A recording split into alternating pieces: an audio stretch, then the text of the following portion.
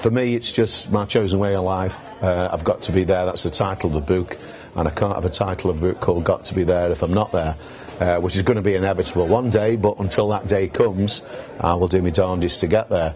But there's been situations. We spent 18 out of 20 years in the two lower tiers of the Football League before the millennium, and before the playoffs, we were actually sort of mid-table, doing nothing, going to places like Exeter and Colchester for no reason.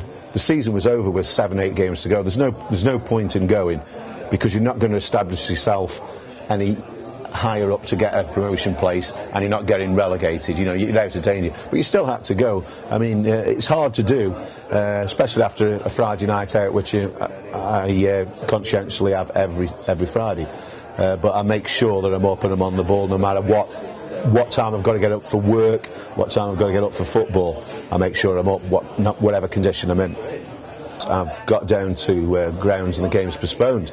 Exeter's one of them. That was a Saturday. The worst of night matches, for instance, I've been to West Ham where they've been cancelled, Chelsea, afternoon games where they've been cancelled, a Wednesday afternoon in the miners' strike 1974, the game was called off. Colchester, a night match, get all the way there, it's cancelled. I've still got to hitchhike all the way back.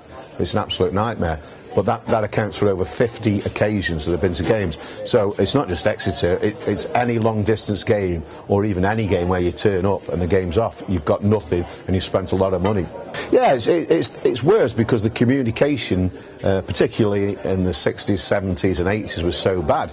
There was no Radio 5, there was no updates of games postponed, there was no mobile phones, so you had to rely on one line at one football club, which was invariably engaged.